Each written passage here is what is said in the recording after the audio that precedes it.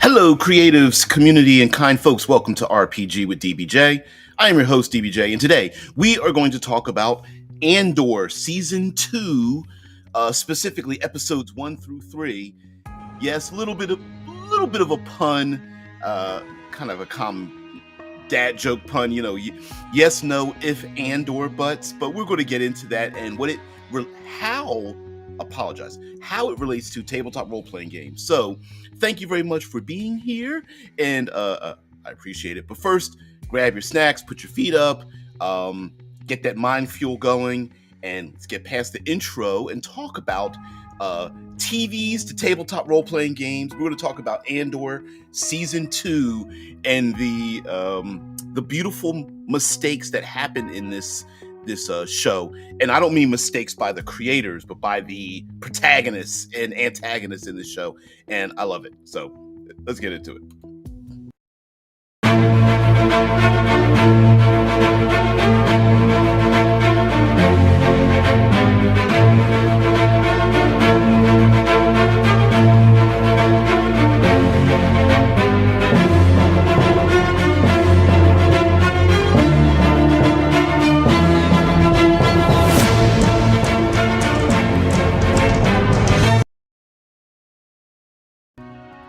So, yes, little tongue-in-cheek this there.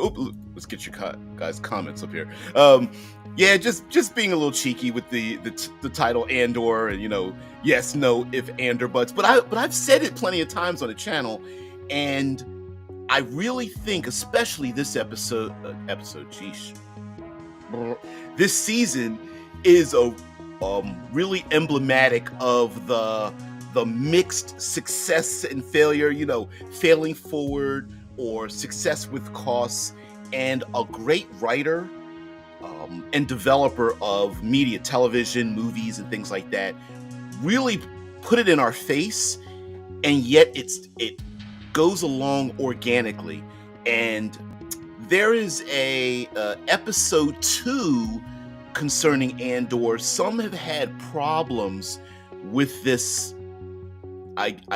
Some feel it was like a stop-off point for Andor, but I'm going to say that for us tabletop role-playing people, it actually made a lot of sense.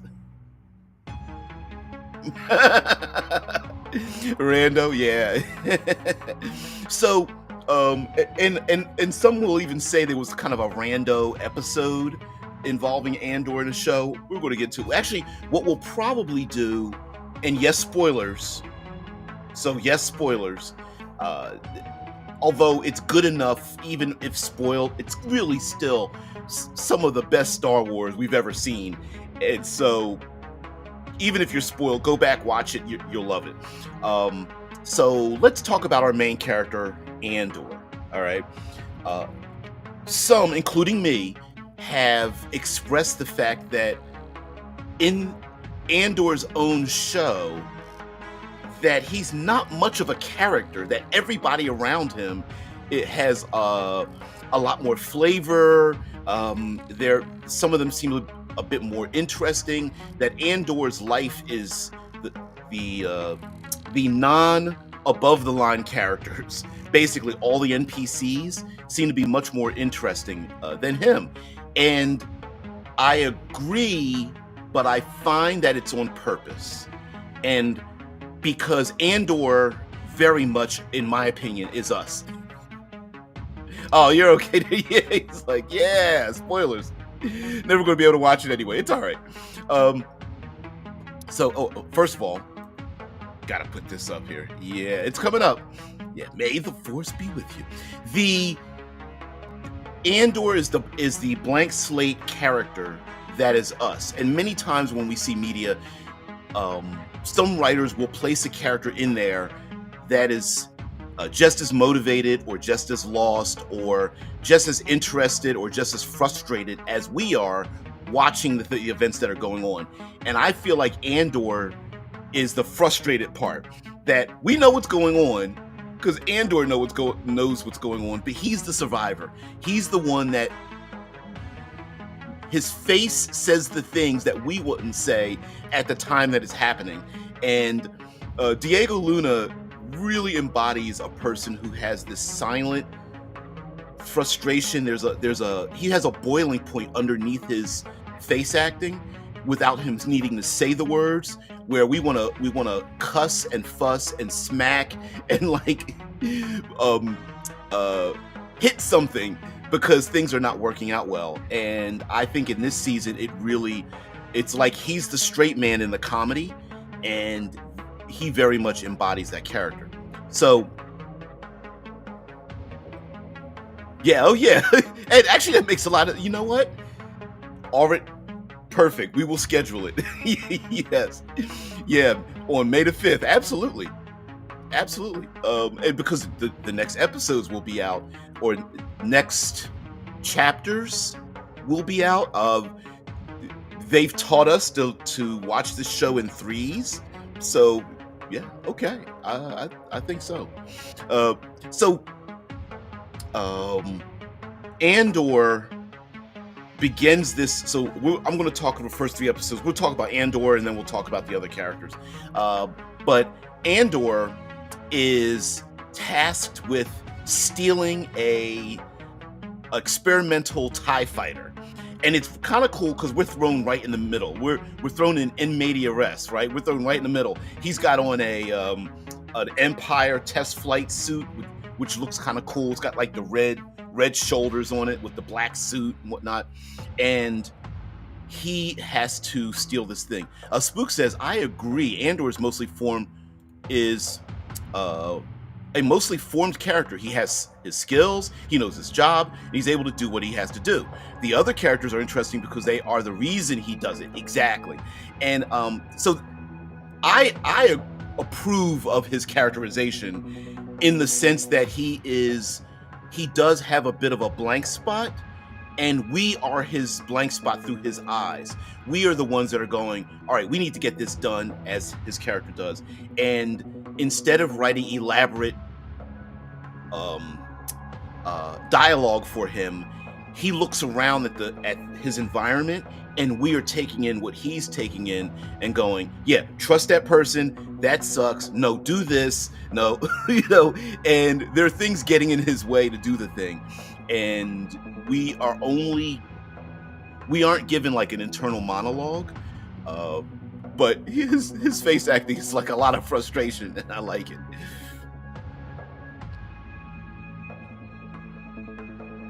Yeah.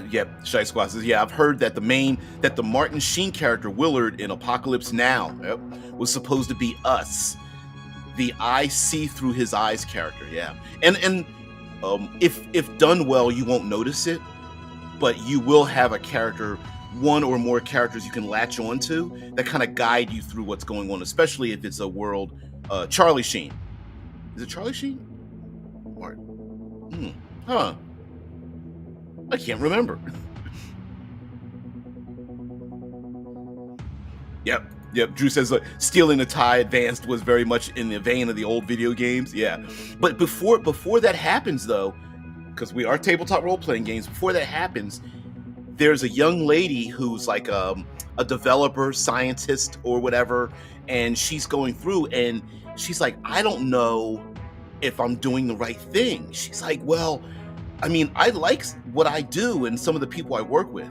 And if that ain't a social interaction to not necessarily convince her to do what she's doing, but to keep her from maybe telling on herself or reneging on the deal or what have you. Now, mind you, it was a character development part where he is stepping into his leadership role, but characterization wise, in terms of a tabletop role-playing game, was that a social interaction that he had to succeed on to keep her from telling on herself or giving up, Andor or herself, or not engaging the codes that he needed to sneak into the place or something like that? I don't know, but it could have been. Yeah.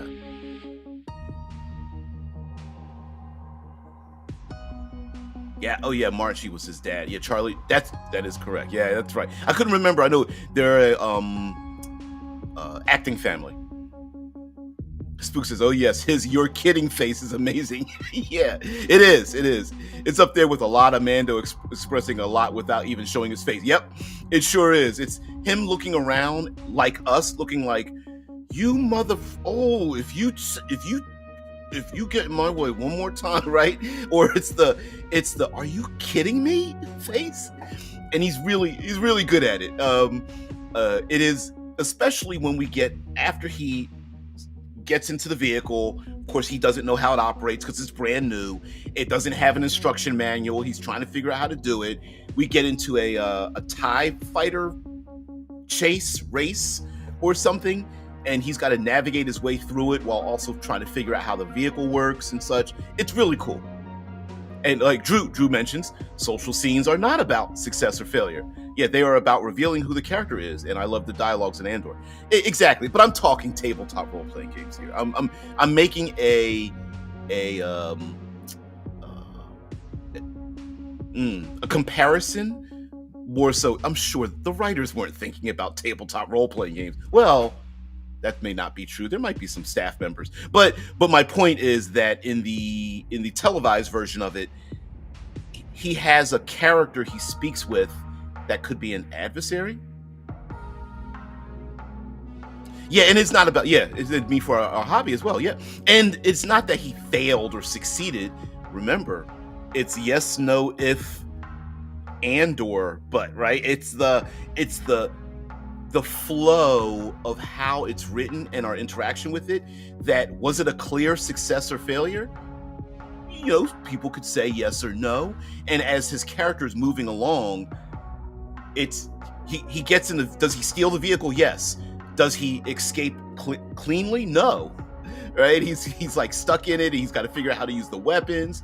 So he's getting success with a drawback. You know, 2 steps forward, 1 step back, or he's succeeding with cost constantly, and it is well written and well directed that we it's through an organic process. When he talks to, I'm going to move past the young lady, but when he talks to the young lady, does he give a rousing speech about her, you know, she's becoming herself and all that kind of stuff?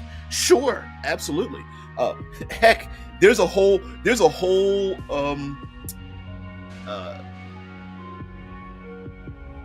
stacked integration of him succeeding in getting into the Empire that we never even get to see, right? Andor's butt. Yeah, I'm not sure of his origins, but I'm sure I'm sure they're proud of his butts there as well.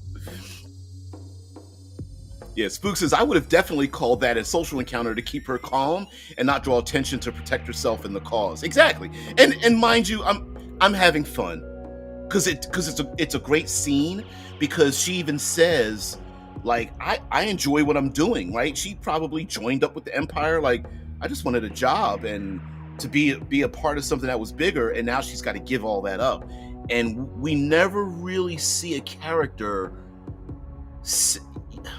We normally hear, oh, I love the Empire and all it stands for, and I'll never work against it. Or the opposite, I'm a rebel and I hate the Empire. But we very rarely get to see the person that's like, actually, I'm actually succeeding in the Empire, but I don't agree with how they're doing things. And she is the silent majority, right? She's well, I mean, I don't like the Empire, but I see what they're doing, and she sees the evil in what they're doing, and yet is succeeding. She's like, I like what I'm doing. I got friends and whatnot. So, but let's move on from there. So Andor then steals the ship, does battle, blasty, pew, pew, pew, right? And then escapes and gets to this other world, which we find out is, I was about to say Tatooine. We find out is Yavin, and Yavin 4? And there's a whole comedy of errors when he lands. Of course, he's got the Empire vehicle. He's got the TIE Advanced test pilot uniform on, and he meets a bunch of rebels, and from the moment he interacts with them till he leaves, it's funny. It's a little bit of a, it sounds comedic in how the dialogue is done, but I like it. I like it a lot. Drew says, I was wondering if she is the older sister, for one of the characters we met in Clone Wars who joined the Flight Academy to look for his sister. They haven't I wondered about that. They haven't brought up the fact that he's still maybe vicariously looking for his sister and might be wanting to join the rebellion as well as like look for his sister underground. They haven't brought it up, but I think they're going to do a callback to it. Is she related to? I don't know. She might get punished for his theft, so I don't know.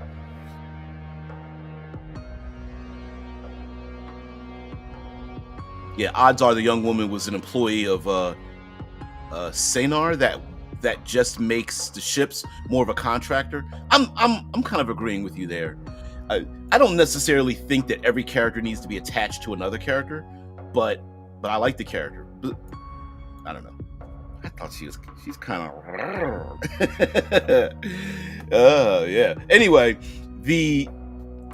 when he lands on Yavin 4, we find out that it's Yavin at the end of the scene when he flies away, and there's been a little bit of a complaint from some people saying that it was like a stop-off point. It didn't advance the story, and I disagree with this. For me, it clearly showed that Andor isn't just he's falling into his leadership role, and he does the frustration face perfectly in that part where he's just like, there's Spook's comment. Yeah, there's he does a perfect example of like dozens of people are surrounding him, and they're all like yapping at each other, and they're just like, you're stupid, and we don't trust him, and blah blah, and he's talking about like, I'm supposed to meet somebody here, and they're barely listening to him, and he's just like, we need leadership. There's no way we're going to survive. And he knows that the only way to get his way out of there is that it's very easy to trigger these people. And I think there's a little bit of a reflection for today where, despite the fact that he's tied up and they don't trust him and they think he's from the Empire and they won't listen to him, that he has an easy time manipulating them by just using words to add fear and anxiety and paranoia into the mix to get them to do what he wants. And the entire time he's talking about common sense things like someone needs to be on the watch, someone needs to do this. Yeah, it was fun. I didn't know that. It says Yavin 4 was neat. It is funny that group was mentioned in the first season by Saul Guerrera. It was. Saul Guerrera mentioned a bunch of rebel groups in a row, one after another. I wonder if I can find those groups that he mentions. Spook says, I think it does a lot for the story. It shows how unorganized the rebels are at the moment and how easy they are to manipulate. Yeah, I mean, in a weird way, individually, they were all like, I hate the Empire, I'm a rebel, we need to do something about it. But at the same time, and this happens in real life, everyone's like, yay, anarchy! And then all the anarchists get together and they're just like, I'm an anarchist too! And they're like, no, you're not an anarchist, I'm an anarchist! And the infighting starts. And unfortunately, that's how some political groups really break up. It's not for lack of energy, it's for lack of organization and not having a unified goal or unified voice. And you know, the complete anarchist, I don't agree with leadership and no one's going to tell me what to do. That's fine. But yeah, exactly. You are, if you remove the question mark, you're absolutely correct. Yeah, it's the Battle of Yavin in Star Wars. Yep. Yeah, and it's a little bit of a callback too, right? Like it's like, ooh, we get to visit the planet ahead of time, and how important it was. We don't know in this second season of Andor if we're gonna go back there, like they physically show it, or whether they just talk about it. I mean, at some point, Mon Mothma has to arrive, and it would be kind of cool to see how she gives up everything.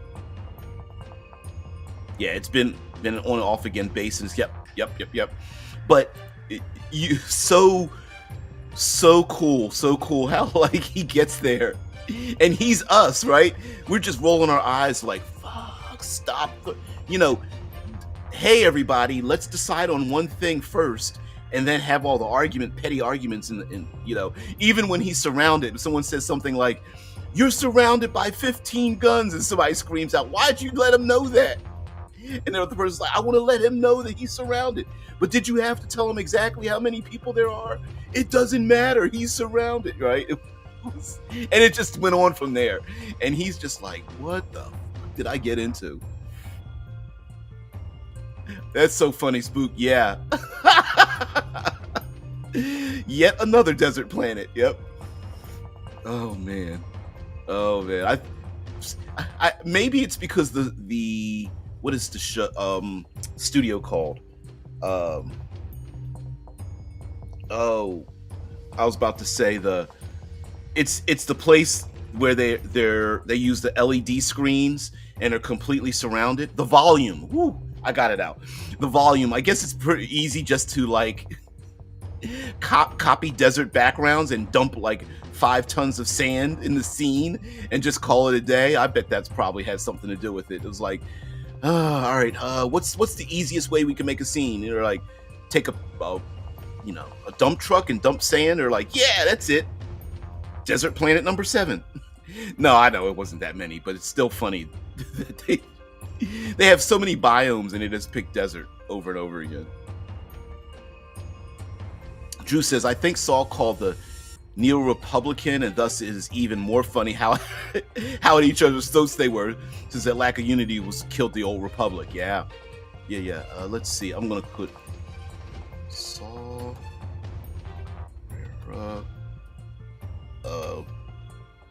Let's see.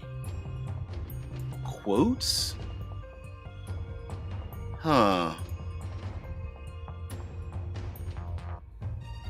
Let's see if we can find it. Saul Guerrera quotes. Save the rebellion, save the dream. I found it. Yeah. Let's see if I can copy this quote here from Saul Guerrera. There we go. I'm gonna copy it, throw it up in the thing. You guys test me so much. I don't know these things. There we go. There it is. He said, Cragier's a separatist, Maya Pei's a neo-republican, the Gorman Front, the Partisan Alliance, sectarists, human cultists, galaxy partitionists, they're lost. All of them lost.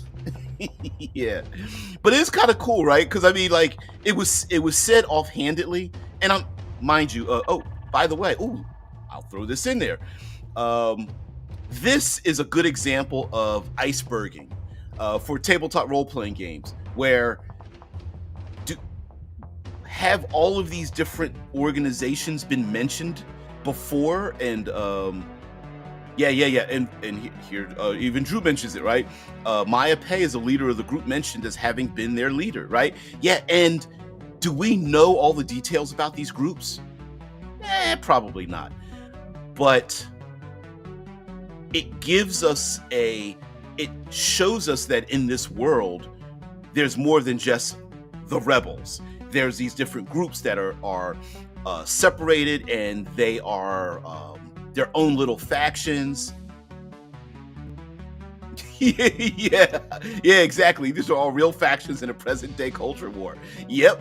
Yeah, a little callback, a little bit of a poke in our current political reality? Sure, of course it is, and having some fun at it as well, right? And also showing some of the hypocrisies we have today. Yeah, definitely. But yeah, Andor really great, and of course Andor eventually gets out of his situation because the rebels are so fractured that they basically murder kill each other, and he gets the hell out of there. And then he ends up arriving at, because we're going to talk about the Harvest Planet. I can't remember all the names of all the characters. The Harvest Planet. Let's see. The cast and yep.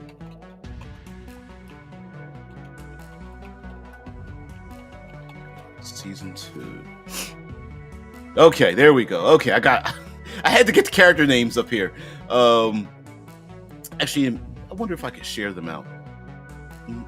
No, because it's going to stop. It's going to go over your comments here. Luthen, Bix. Is it Bix and Brasso? Yes, it's Bix and Brasso. Bix, the young lady, long lost girlfriend, love interest, and Brasso, the big dude that go to the Harvest Planet. I don't know the name of the planet, but they leave, and not so subtly, they talk about the fact that they are illegal immigrants and the Empire's cracking down on illegal immigration. And the one Empire soldier who we hear the hard R word mentioned when the one Empire soldier tries to assault Bix, SA assault Bix. Yeah, I'm a bit surprised, and this is just my personal opinion about this as the writers.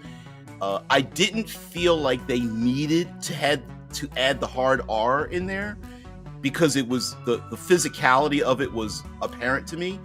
But I believe they did it because this is the kind of thing that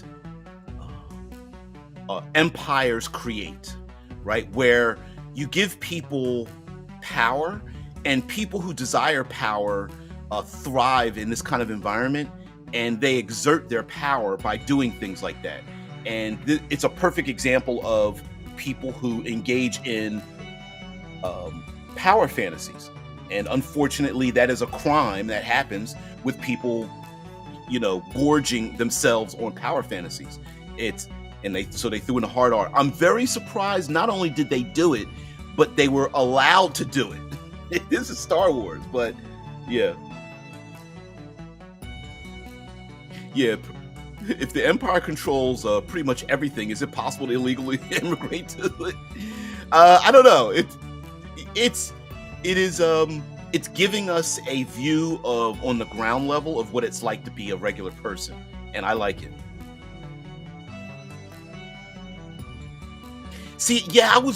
That was my opinion. Like, did they actually need to say it? They showed, because normally it's called show don't tell. So I'm a bit surprised by that. Ooh, yeah, no. But people, what ends up happening is that with total anarchy on one end and complete fascism on the other end, people that are power mongers thrive, because they're unregulated, or they're given a lot of power to do what they want.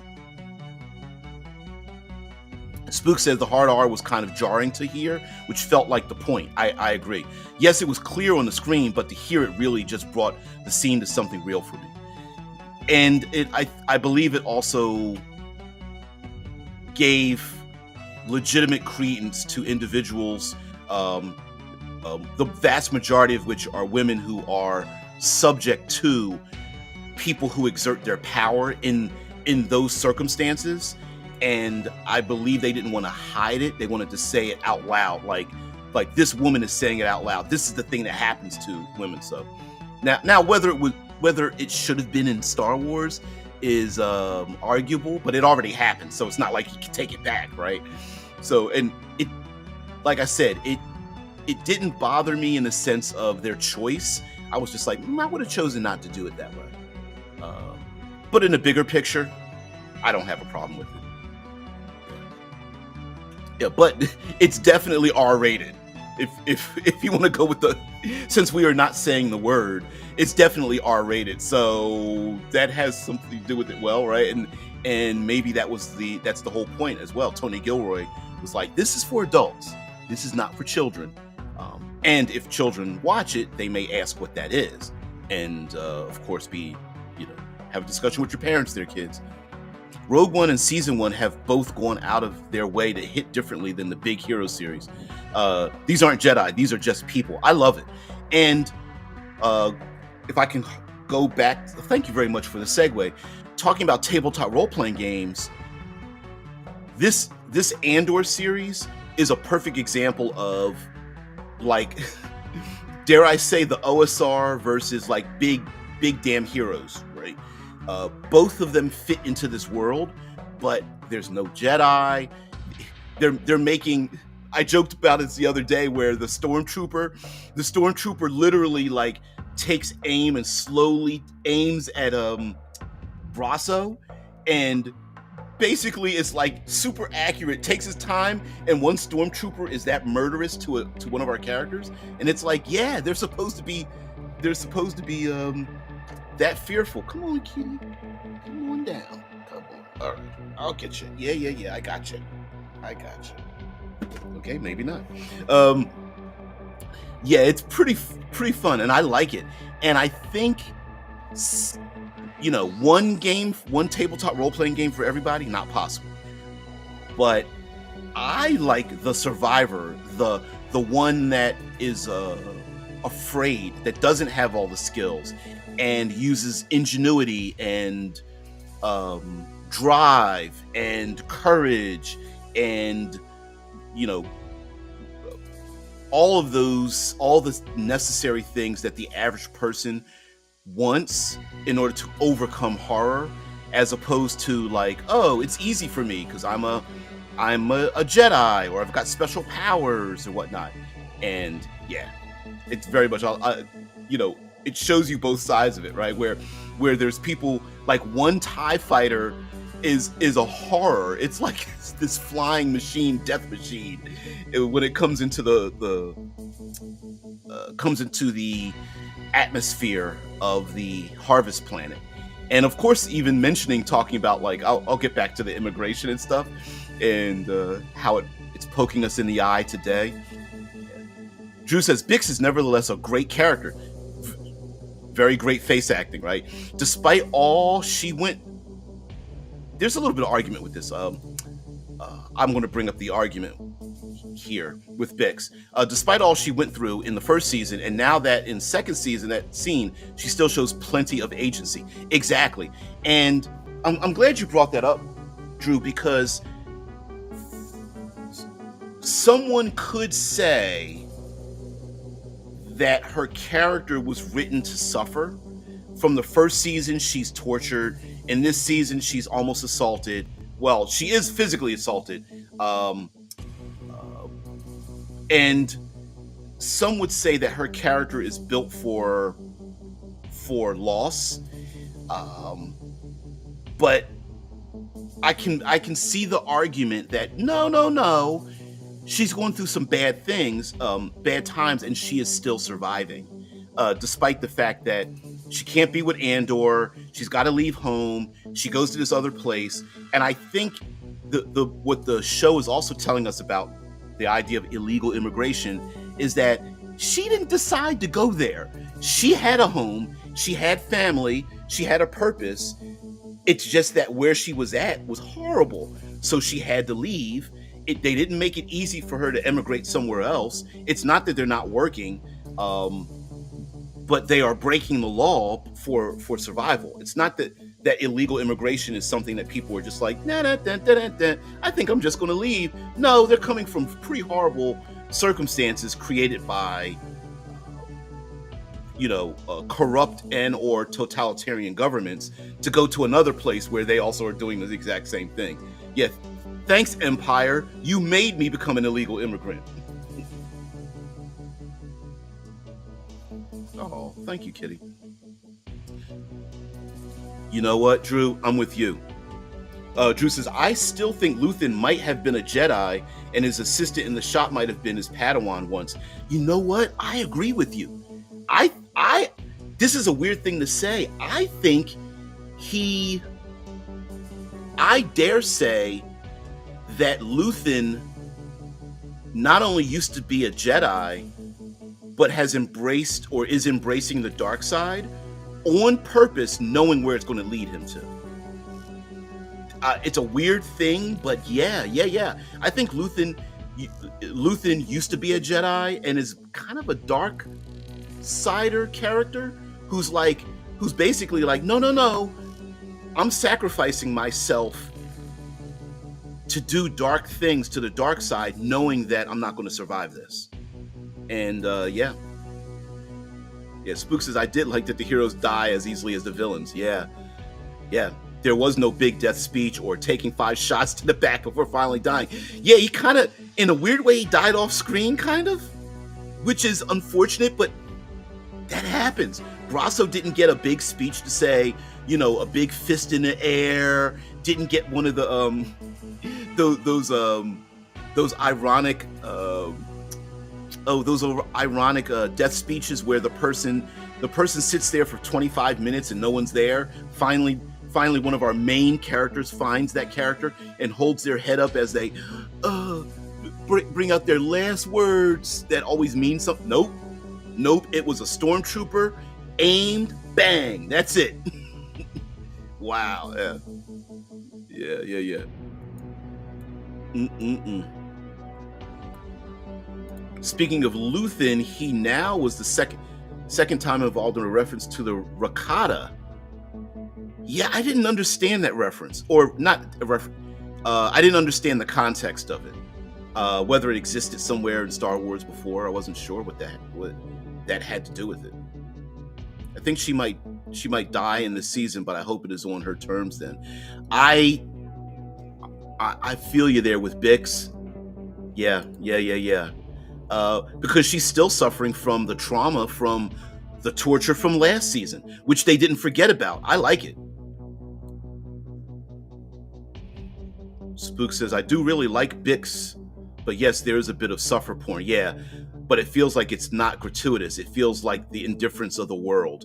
I agree. I think if I had to have a complaint that I somewhat agree with other people analyzing it, is that she is the center of that trauma, and now for a character, it's great, but for a commoner like myself, I would like to look at it and find other people that are suffering in different ways. But she's a great actress, so why would, you know what I mean? So it's like it's 6 of one, half dozen of the other, right? It's like, how do you go? Well, if she's a great actress, you want to give her a lot of meat to latch onto, and have a physical portrayal of those emotions without having to have a lot of dialogue and say it out loud. And she does a lot of face acting, a lot of like the things going through her mind shown on her face. So yeah. I think if I was a professional filmmaker, I'd probably do the same thing. It's like, oh, she's that good? All right, give her something else to do. But there is a little bit of like the torture prawn. Yeah. Drew says, I think he has cut himself off from the Force. I do agree with that as well. Like Obi-Wan had in his show, but yes, Luthen is employing really dark methods. If I can make a theory from a person who knows nothing about Star Wars, I would say that his cutting himself off from the Force is a way to protect himself from other Force users finding who he is and slowly holding off his downward spiral into the dark side, because he knows what that downward spiral is.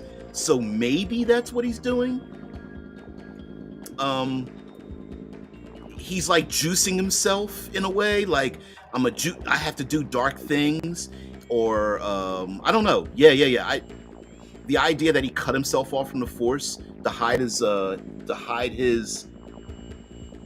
like Jedi give off like a beacon of sorts when they use the Force that other Force users could find. Yeah, I agree with you. I agree with you. Now, mind you, is the show telling us that? They'll never tell us that. But it is good to think about. I like it. Spook says I really like the Master Padawan idea. Me too. Me too. Cause his assistant, the young lady that's his assistant, what is her name? Let's see if I can find her name.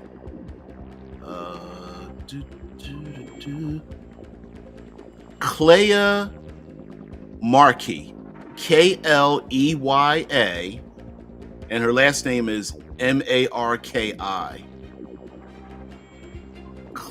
Clea Markey is her name, and yeah, absolutely. She's completely devoted to him. So, Drew says the Rakata are from the old canon. They have been an ancient Force user species that colonized much of the galaxy. They are precursors to the Republic and very much also to the Sith. With the old EU becoming a legacy, I am glad that the show at least keeps mention of them. Yes, some people have said that the old EU books and the old legacy book canon isn't canon, but they're able to pick and choose what they want. And again, they're iceberging it, like they're bringing it up. And then, of course, people that read those books and engaged in the old stuff, yeah. The Rakata are a race that is severed from the Force in the Old Republic. Very cool. Very, very cool. Now, of course, since we're talking about Luthen, we got to talk about the Mon Mothma's daughter's marriage. We got to talk about that. Yeah. Clay was also with just being so over rich people's BS. Yep. Yeah.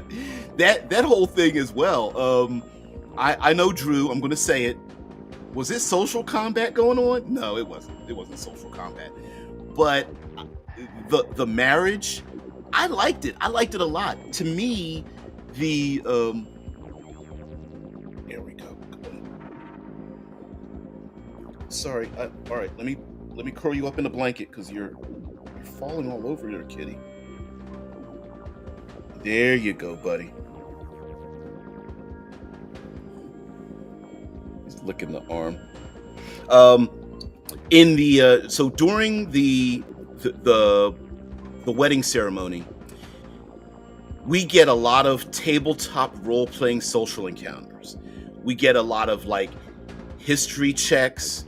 We get persuasion, deception, performance, acting, a little bit of seduction in there. Yeah, some made their roles. A bunch of people didn't make their roles. Say there, were there some static roles or some like what would you call them?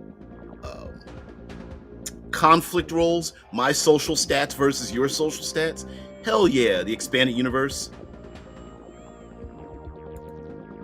Yeah, the expanded universe is so much more awesome than that other EU. Yeah.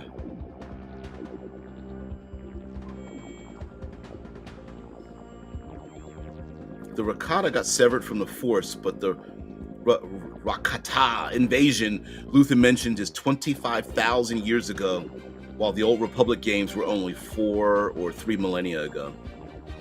Cool.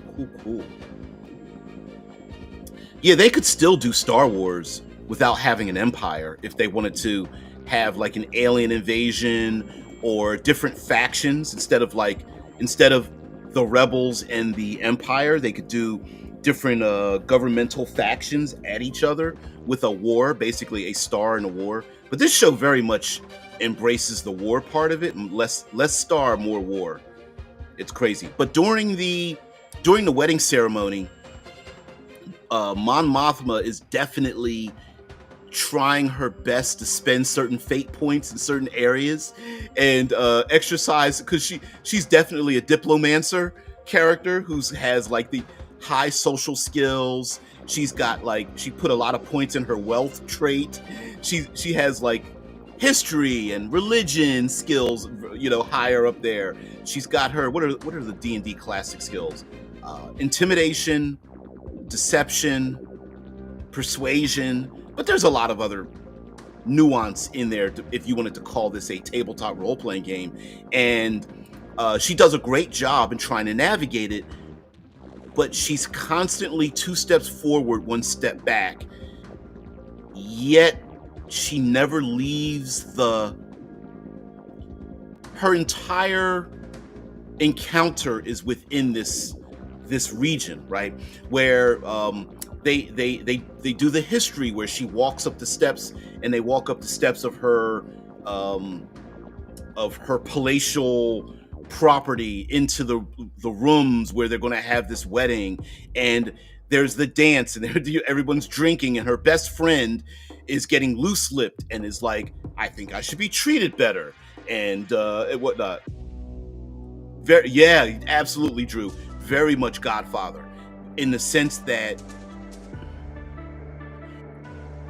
she had to allow a certain event to happen, and we never get this.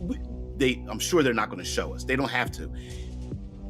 At the end of the 3rd episode, her best friend gets driven away by someone that we know is willing to do what needs to be done for the rebellion, and she basically has to sit back and let it happen.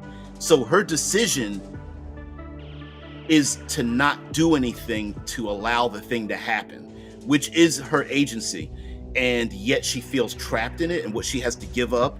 I mean, she definitely failed with her daughter when she goes to the daughter and is like, you don't have to go through with this. We can step back. And I think in a weird way, Mon Mothma was talking to herself when she was talking to the daughter.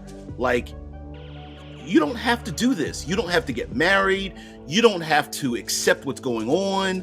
And yet, I think if her daughter said, I don't want to do it, I think Mon Mothma would have been encouraged to go, yeah, you know what? Like you, daughter, I'm not going to do what I'm going to do. So in many ways, she was talking to herself as a mirror, and her daughter just doubled down like, I wish you were drunk. I was like, ooh, damn. She is annoying. Ooh. Yeah, Drew. Yeah, it was a deep cut, because it was basically like, not only do I not want to talk to you, I wish you were someone different, right? Get drunk so I can ignore you, because at least that would make an excuse for me to not have to deal with your BS. And I know her mom, Mon Mothma, was just like, daughter, you don't even know what you're getting into. You do not know.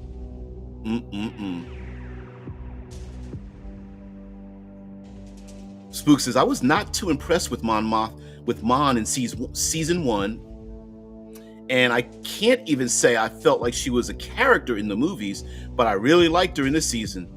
She's on the opposite as Andor, been kind of plus in the same position.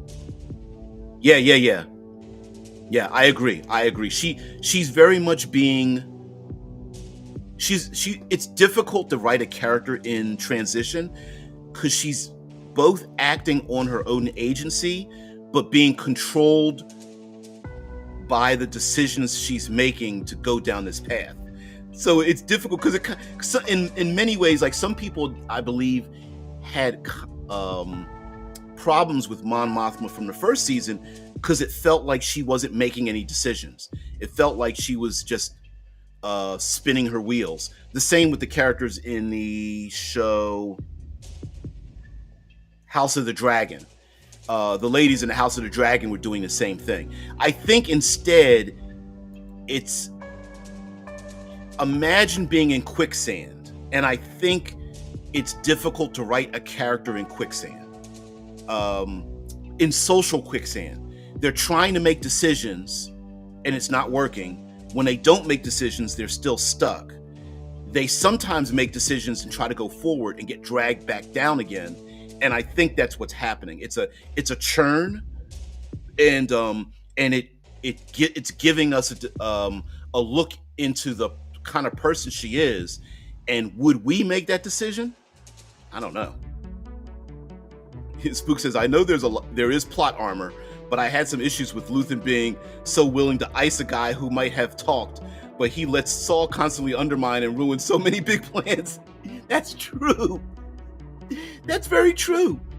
Yeah, I mean, Saul gets to blah, blah, blah, right? Saul just like, he gets to blab off.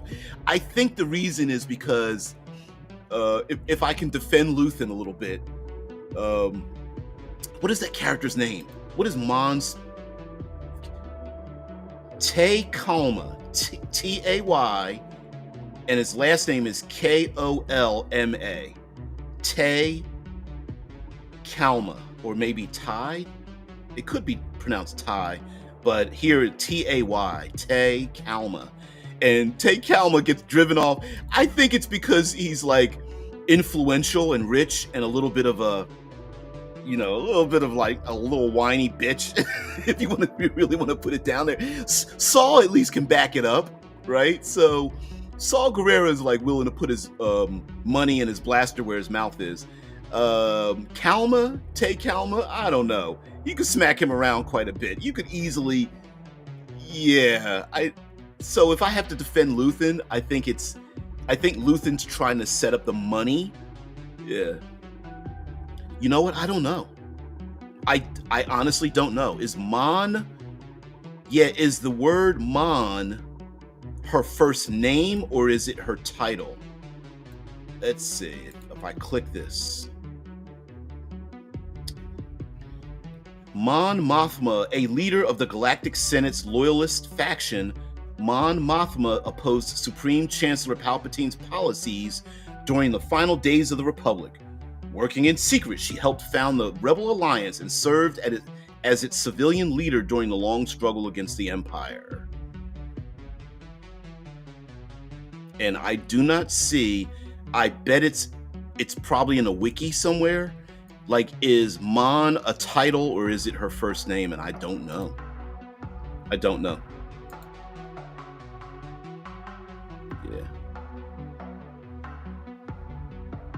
It's Tay. Oh yeah, you got there before I learned. Yeah, it's Tay. I'm terrible with names. That's the only one that stuck with me. I'm horrible with names in real life. So fictional names, right over my head.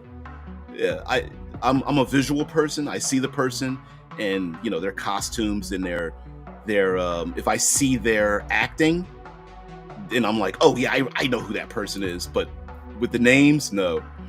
We okay. Before we get out of here, we got to talk about Cyril and his girlfriend, or actually, I should say it the other way. We have to talk about Deidre and her boy toy Cyril. Oh man, this is a great relationship. And I saw someone post a video where it said, Spook says, looks like her name is Mon. Okay. Yeah. Better not to read much into Mon Mothma's wiki, since here there will be spoilers. I mean, we even have Deidre and the Gorman plot already introduced. Yeah, they talked about... See, I don't know anything about the Gorman plot. Deidre is clearly the top in that relationship. Hell yeah. But here's the thing, right? I love the relationship because in today's gender war, some people are downplaying, criticizing, dare I say even lambasting. They are trying to destroy relationships that work in that manner. And I'm like, why not? Well, the man's got to be a man and the woman's got to be a woman. Who says? Who says it has to be that way? And listen, one of the funniest, the comedy in this season is great. How, I don't know if you guys saw it, but when Cyril left the room and went in the bedroom and laid down on the bed like a 12-year-old who got embarrassed and punished and had to go to bed without eating supper, and the way he was laying on the bed, it was so hilarious. I loved it. And especially Deidre, because last season Cyril basically stalked her, confronted her, and Deidre was like, "Who the hell are you?" And now we find that they're living together. I think it's so great. I'm with you there, Spook and Drew. Yeah, she's definitely on top. She's definitely like, "Oh no, you're gonna do this," and he's like, "Yes, mistress, I sure am." Yeah, and now seeing the villain in his story, Deidre just doubled down like, "Oh hell no, he's mine, and you are not going to take away my dude." Yeah, I love it. I love it so much. And I think in today's gender war, it does come across as like she makes the most money, she's the one in control, she's the one in power. Why wouldn't she pick somebody like that? What we would, some of us wouldn't bat an eye if the genders were reversed. So why not? Yeah, she is. She sure is. Every time she spoke, you're just like, would it have hurt less if she just pulled a knife out and stabbed him every once in a while? Like, man, her words, her barbs are wild. The woman, the actress that plays the mom, is excellent. She is so good. Spook says the gender dynamic is great in it. Yeah, in a character view, he humanizes her, and she validates his loyalty to the party. They are total Nazis, but they are fun to watch. I know, right? Why are we rooting for them? When Deidre stepped up, I was like, yes. And then I was thinking, oh shit, why are we shouldn't be rooting for these people. Yeah. Drew says, yes, the actress is great. That the one that plays the mom, yeah. She is brilliant. Her voice has that, like, she really builds up that, like, I'm just old and frail. I'm just innocent over here, and every word is bile. Every word is poison. I love it. She grabs onto that dialogue and just spews it out like a viper. Man, she's awesome. You know what? I wondered that. Is Deidre gonna go rebel? I was wondering if Cyril and Deidre would actually go to the other side. Oh, I'm expecting. Yeah. I'm expecting. I wonder. Because maybe the Empire breaks them, if that makes sense, right? Like, their loyalty is such that, because even now they're ignoring Deidre's what is it, Axis? She's showing Axis. She's searching for code name Axis, and they're ignoring her plans, her investigation. And I do wonder if she's going to turn. That would make a lot of sense. Drew says, I love the acting in the show. And when you said Andor is among the best Star Wars, the acting is the very best of Star Wars. I agree with you.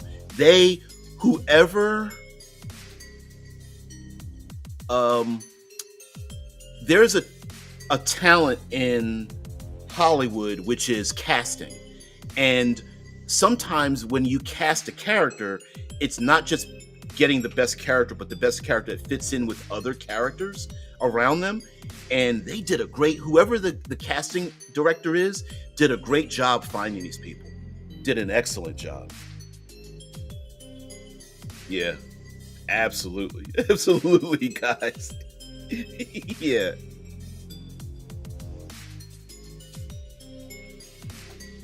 Now, how about Grand Moff Tarkin? What is a Moff? Are there other Moffs? I think there are other Moffs.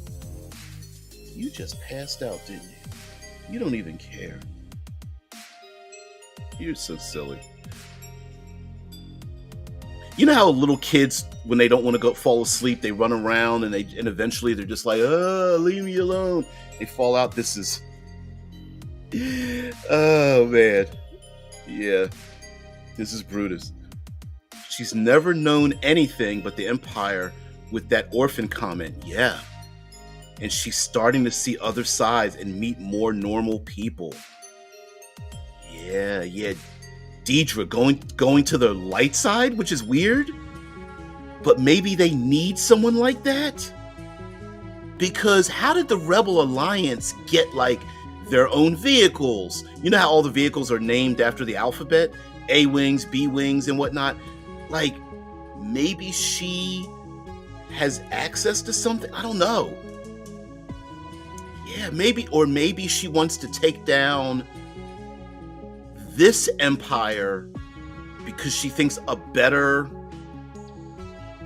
government empire would be better.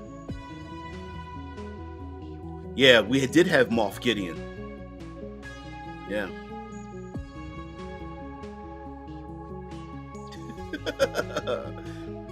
was Thrawn did Thrawn have a Moff title? I've never heard of Moff Thrawn. But maybe? Is Brutus destined to claw you in the back? Yep. Once he wakes up. Claw me in the back and come up on the shoulder. Yeah, I got little micro scratches on my back and my thighs and stuff. Yeah. He's getting bigger though.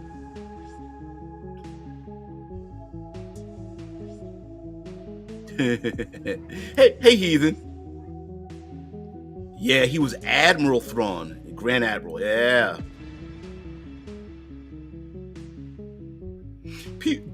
People are already doing remixes of the Shanralin wedding. Yeah, the music of it. Yep. Yeah. The dancing and stuff. And listen, Mon Mothma dancing was like, and getting drunk was like, this is the last time she's ever going to enjoy this. She was almost dancing away her sins in a weird way. Like everyone was happy and she's just like, fuck, what did I just do? Yeah.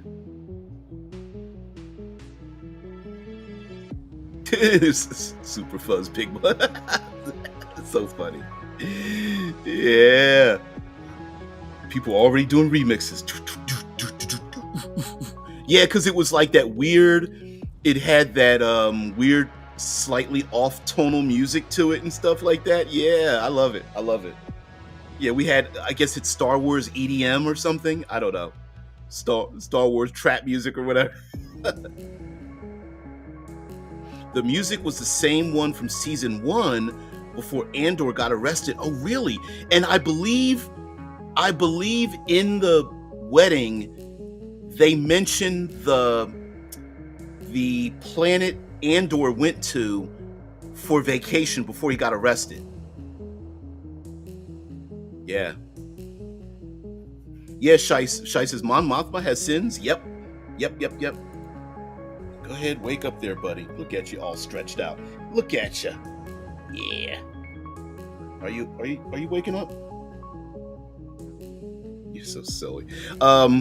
Yeah, the planet that Andor wanted to run to, that he escaped to, wanted to retire to or something like that. Yeah. Yes, the song is called Neamos because the song is called after the planet. Yep. Yeah. Okay, there is a tie-in. Yeah. And, of course, a bunch of rich folks, they're just like, yeah, it's a great planet, even though, like, the Empire went in and, like, damn near arrested all the normies that live there. Yeah. Damn Empire. Oh, man. Are we living in the Empire age? Maybe. So anyway, guys, thank you very much for being part of the show. I really appreciate it. Got to talk about some of these other things. Yeah. Yeah, Neamos is basically the Miami of the galaxy. Yep. Yeah. And he gets arrested vicariously. Like, he's done a lot of bad things. He wasn't doing anything wrong when he got arrested. Kind of effed up. He was just like, you look like you fit the description. Bam, arrested. Yeah. And then he goes back and it's like empty and overcast and kind of like dead to the world. Matiu says, I've been watching The Skeleton Crew with my kid too. It's really good. That's awesome. Yeah, we're talking about we're basically talking about the show. We barely talked about tabletop role-playing games this episode, but whatever. I mean, we just hang out and whatnot. It's really cool. And I love the tiebacks, too. The show's doing a really good... The writers are doing an excellent job in sprinkling in the lore organically, and it's really good. Spooks and Skeleton Crew was a lot of fun. I haven't seen it. It looked a little childish to me, but I've heard nothing. Everyone that has seen it has said good things about it, so I might give it a try. I wasn't. In other words, I wasn't sure if it was for me. No comment on the quality. I was just like, oh, maybe it was supposed to be aimed younger, I guess. Drew says, I want a Godfather-style Star Wars campaign now. It sounds really good. It would be awesome to have all the players be part of a criminal family organization against other criminal. Oh, you just made me think of Scum and Villainy, a forged in the dark Star Wars world. Scum and Villainy. Spook says it's Goonies in space.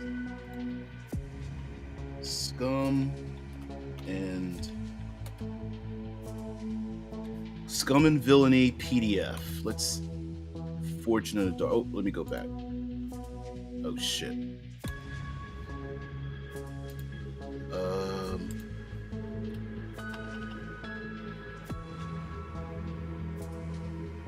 There we go. Scum and Villainy Fortune in the Dark PDF. Evil Hat. Let's go to Evil Hat and share this out, and then we'll get out of here. Even though I never seen the show, having a TIE fighter be a serious boss to be reckoned with and not just a jobber monster really restores the suspense these battles in Star Wars. You're absolutely right. This show does a great job making a stormtrooper villainous, a single TIE fighter like a swooping dragon or something like that. Yeah. Let's see. Let's copy. Let's do this, and I'll put the link here instead. Speaking of crime families, has anyone watched the pilot for Gaslight District? It's a show on YouTube 10 days or so ago. No, I haven't. Gaslight District? I haven't seen that. Thank you for letting me know about something like that. All right, guys, I gotta take a bio break. I gotta get and let you guys go. As you can see behind me, the sun is up. Gotta head off to work. So you guys have a great one. Thank you very much for being part of the show. Thank you, Drew, for being here, and everyone else as well. I like the back and forth that Drew and I would have, because a lot of times we disagree on something, and I love it. There's a game I'm going to read tomorrow called Nomad Unbound. There's free supplements to it. It's going to come out. It's played with a deck of playing cards, and it's awesome. And it has dialogue. It's written in a way I know it's going to piss Drew off, and I love it so much. So we're going to do that tomorrow. But yeah, we're going to have some fun with that one. Guys, thank you so much for being part of the show. If you haven't seen... No, Heathen, thank you. If you haven't seen Andor, take a look at it. It is one of the best written and directed Star Wars shows, or shows, period. It just happens to take place in Star Wars, and really gives us a look at the man on the ground. And when I say man, the person on the ground, and it's really good. It's really good. Drew says, we can disagree as long as you keep in mind the position is the right one. T-shirt. Absolutely. All right, guys, have a great one. I'll see you later. Oh, really? You're not going to turn over? You're just going to lay with your body open here, there, buddy? All right, Brutus. I appreciate it. Come on, give the people the purr. ASMR channel coming up soon. 1.2 million. Just a sitting. Yeah, look at you. It's silly as hell. Like I said, I think I need a cat cam. But anyway, guys, have a great one. Thank you very much for being part of the show. Really appreciate it. I will see you tomorrow. Peace and tranquility. Say goodbye. You are hilarious, cat.